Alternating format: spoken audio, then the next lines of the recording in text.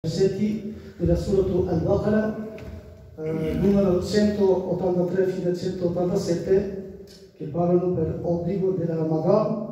O voi credenti, è stato prescritto il Ramadan per voi come è stato prescritto per i popoli precedenti che sono passati prima di voi, così che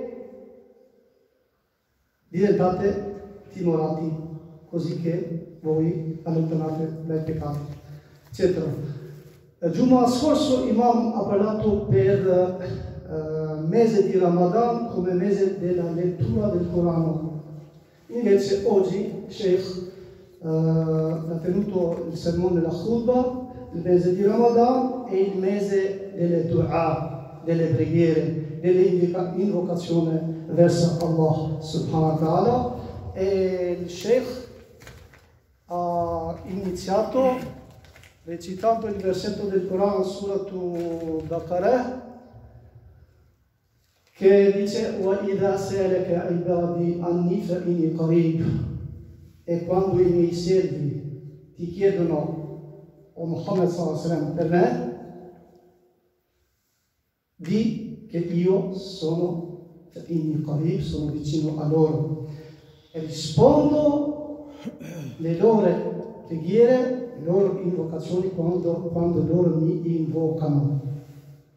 E poi il Sheikh ci ha fatto ricordare i tempi più validi per fare le preghiere e ha detto che Allah subhanahu wa ta'ala non ha detto che i tempi più validi sono il Ramadan o gli ultimi giorni del Ramadan, però ha detto in continuità, in perpetua, qualsiasi mese dell'anno, i tempi più validi per fare le preghiere sono Suhur, le mattine presto.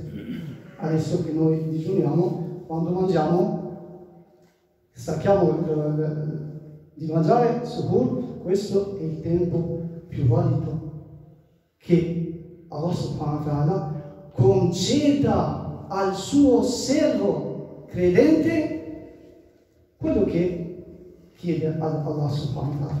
Poi ha detto, l'altro tempo è fra la chiamata di Adhan e di Iqamah. Poi ha detto il tempo giusto per fare le preghiere, dua, invocazione ad Allah subhanahu wa ta'ala sono dopo le 5 preghiere quotidiane, fard. Poi Sheikh ha detto che in condizione valido per essere accettato il nostro dua o le nostre preghiere, le nostre invocazioni, qual è? Il cuore concentrato verso Allah subhanahu wa ta'ala, verso il Signore. Un cuore, quando preghiamo, il cuore deve essere pieno della fede, dell'amore verso Allah subhanahu wa ta'ala. Devi sapere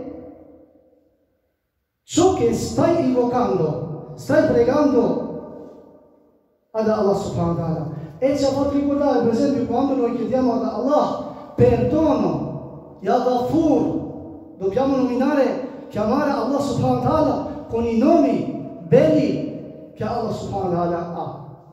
Quando chiediamo che ci pentiamo, dobbiamo chiamare ad Allah, Ya Tawwab. Quando chiediamo rizq, nutrimento, dobbiamo chiamare Allah subhanahu wa ta'ala, Ya Razzaq, e così via. Poi Sheikh ci ha fatto ricordare tanti detti del profeta Muhammad sallallahu alaihi wasallam, che ha detto il nostro profeta Muhammad sallallahu alaihi wasallam che Allah subhanahu wa ta'ala gli concede al suo servo quelle che chiede. Però quando il musulmano credente deve essere fiducioso che Allah subhanahu wa ta'ala gli risponde al suo dua, al suo preghiera, al suo invocazione. come sono stati i profeti, i messaggeri di Allah. Salawatullahi wa salamuhu alayhim ajma'in, che la pace e benedizione di Allah subhanahu wa ta'ala su tutti loro. E ha nominato il profeta Yusuf alayhi salatu wa salam, Yaqub alayhi salatu wa salam, Yunus alayhi salatu wa salam, perché il tempo non è sufficiente per quello tutto, però ci fermiamo nella preghiera di Yunus alayhi salam. Ha detto, lui si trovava nelle tre buie, il buio del mare, il buio della notte e il buio del pesce.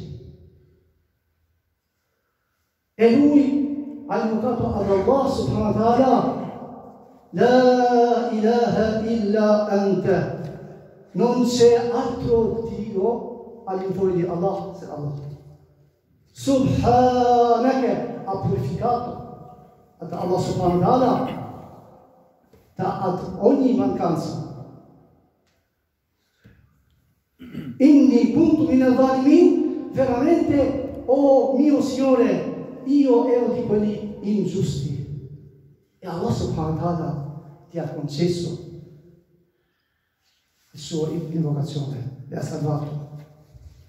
Poi il Sheikh ha detto che noi dobbiamo essere onorati di essere musulmano credente in Allah, nei suoi angeli, nei suoi libri, suoi messaggeri, nel Qadar e Qadar di Allah subhanahu wa ta'ala, nella vita, nella morte e nella ricreazione. Dobbiamo essere felicissimi, onorati, orgogliosi di essere musulmani. Perché Sheikh ha citato due versetti, ha citato tanti versetti, però ci fermiamo. Surat al-Mu'minun, Allah subhanahu wa ta'ala disse, Ya ayyuhar rusulu, o messaggeri, kulu min tayyibati, mangiate delle cose buone, puro, lecito, wa'malu saliha, perché dice Allah subhanahu wa ta'ala, io conosco bene il vostro agire. E un altro versetto della Surah Al-Baqarah, Allah subhanahu wa ta'ala parla per i credenti e ci ha onorato, ci ha fatto innalzare in gradi dei profeti, dei messaggeri, dicendo, Ya ayyuhalladhina amanu, o voi che credete in Allah e nell'aldilà, Kulu min tayyibati ma razaqnakum, mangiate le cose buone di cui vi abbiamo provvisto, vi abbiamo fornito. Washkuru lillahi, perciò ringraziate Allah subhanahu wa ta'ala in kuntum iyyahu ta'budun, se veramente siete di quei credenti che veramente adorate solo Allah subhanahu wa ta'ala. Cari fratelli, c'è tanto da spiegare, però ci fermiamo con il detto del profeta sallallahu alaihi wasallam, che ha detto che poi citò il caso dell'uomo che aveva fatto un lungo viaggio. Questo è molto importante. Scarmigliato, impolverato, tende le mani così verso il cielo dicendo, oh Signore, oh Signor mio. Però, come ha detto Sheikh, Allah ti concede in occasioni di dua quando sei con il cuore concentrato e quando hai mangiato lecito, halal. Però quella persona, disse il professor Salem, ha detto il suo cibo è illecito, la sua bevanda è illecita, le sue vesti o vestiti sono illeciti, si è nutrito illecitamente, come può Allah subhanahu wa ta'ala rispondere a quella persona? وجزاكم الله خيرا إن شاء الله.